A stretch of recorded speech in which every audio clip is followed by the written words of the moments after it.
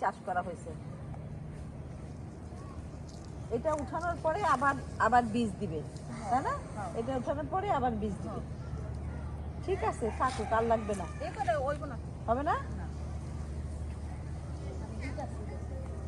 এই শাকটা কিন্তু খুব টেস্টি, বুঝছো? এটা তোমার মসুরির ডাল দিয়ে রান্না করলে, মসুরির ডাল দিয়ে মনে করেন যে চিংড়ি মাছ দিয়ে ভাজি করলে, শাক ভাজি, আচ্ছা, চিংড়ি মাছ দিয়ে খাইলে খুব ভালো। চিংড়ি মাছের শাক এনে কোনো সার দেওয়া হয় না, না সার একদম সার ছাড়া। হ্যাঁ, এই যে আবার দুন্দুল গাছ লাগাইছি। মোটামুটি চাষ করলে কিন্তু ভালো ইয়ে হয়। দেখো এই যে পুঁই শাক, এই যে পুঁই শাক, হ্যাঁ আমি দিতাছি পুঁই শাক করে দিতাছি। আর দুইটা দাঁড়া আছে, দাঁড়া দিতে গরু মাংস দা খাই দিন। দাঁড়া কি কি গরু মাংস দিয়া কি ডাটা? হ্যাঁ, ও, একদিন পাক করে খাইয়া দেই। গরুর মাংস দিয়ে ডাটা হ্যাঁ, খাইছো রুমা কোনোদিন?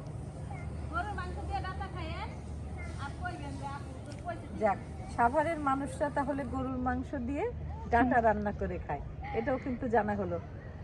কাঁঠাল দিয়ে তো খাই, কিন্তু সাথে গরুর মাংসর সাথে ডাটা। আমি ডাটা গরুর মাংস দিয়ে খাই, মুরগির মাংস দিয়ে খাই। হ্যাঁ, মুরগির মাংসের মধ্যেও ডাটা, এটা কিন্তু জানা হলো।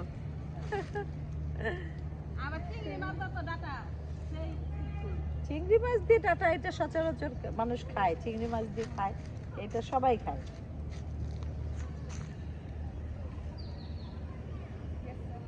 সাভারে মূলত বাঁশঝাড় এবং তোমার কাঁঠাল, কাঁঠাল বাগানটা হচ্ছে মেন, পাশাপাশি বাঁশঝাড়। আমরা আরেকটু পরে বাঁশঝাড়ে যাব, বাঁশঝাড়টাও দেখাবো। অনেকেই বলে যে এই যে তুমি বাঁশঝাড়ে যাও, আমাদেরকে নিয়ে যাও না, কাঁঠাল বাগানে যাও, নিয়ে যাও না। আসলে আমরা হুট করে চলে আসি, আর বাঁশঝাড়ে যাওয়ার পরে দেখাবো। এখানে কিন্তু অনেক বাঁশঝাড় ছিল, এটা কেটে ফেলছে।